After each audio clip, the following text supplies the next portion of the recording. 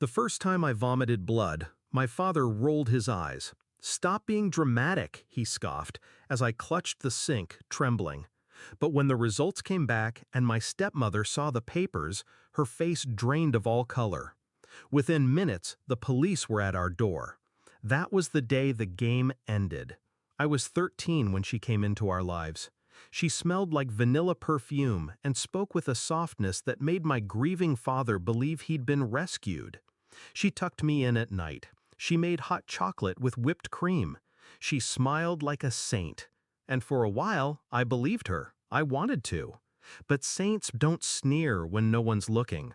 They don't grip your arm too tight when you spill a glass of milk. They don't whisper, "You'll never be good enough," when your father leaves the room. It started small. Dull stomach aches after dinner. A strange metallic taste I couldn't place. She told me I was weak, that my body wasn't strong enough for real food. Dad believed her. Why wouldn't he? She was his salvation. I was just the inconvenient reminder of his first wife.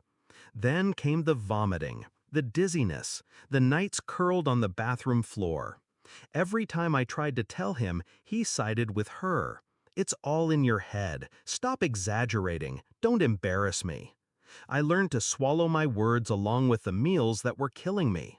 But I'm not stupid. Patterns emerged. I noticed the difference when Dad cooked. The sickness came only from her hands. The smile she wore while serving me plates heavy with sauces, soups, and teas. Her eyes watching, waiting. That's when fear turned to clarity. She wasn't feeding me. She was poisoning me. I didn't confront her. I didn't scream. I played her game, quietly, carefully. While she thought I was collapsing, I was collecting. Tiny samples saved in plastic bags. Pills hidden under my tongue and spit into napkins. Notes of every time I got sick, every dish she touched. I became my own detective, a child building a case while the adults laughed in my face. The turning point came with the blood test. I demanded it, dragged myself to the clinic, and refused to leave until they drew the vial. When the results came in, the doctor didn't smile.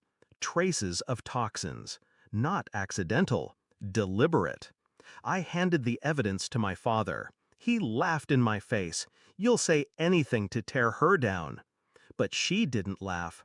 Her hands trembled as she read the paper. And that's when I knew I'd finally cornered her. I had already contacted the police. I gave them my samples, my notes, my timeline. A child's diary turned into a ledger of attempted murder. So when they knocked on the door minutes later, she froze. The mask shattered. And for the first time, my father saw the truth. Because men in uniforms don't take orders from smiling housewives. They cuffed her in front of us. My father stammered, begged, insisted there was some mistake. But her silence condemned her more than any words could. That was the climax. But the revenge wasn't just in her arrest. It was in the aftermath. Courtrooms, headlines, whispers in the community about the woman who poisoned her stepdaughter for inheritance money that never even existed. Her empire of lies collapsed. Her friends vanished. Her name turned to ash. And my father, well, he has to live with himself. Every scoff, every dismissal, every time he told me I was dramatic while his wife was spooning death into my bowl. He sees it now, written in legal ink. I don't hate him, but I don't forgive him either. People ask me if I feel relief. I don't. Relief is too soft. What I feel is sharper, cleaner. I outplayed her. I survived her. And I made sure she never gets another chance to smile at a child with poison hidden behind her teeth. Sometimes I think about that night, her face when the papers hit the table, the way color drained from her cheeks, the silence before the knock on the door. That silence was mine, my victory. Because while she thought she was slowly killing me, I was quietly, patiently killing her world. So when people ask me how it ended, I tell them the truth. I was the girl nobody believed. I was the daughter dismissed, mocked, ignored. But I was also the one who collected the evidence, the one who called the police, the one who lived.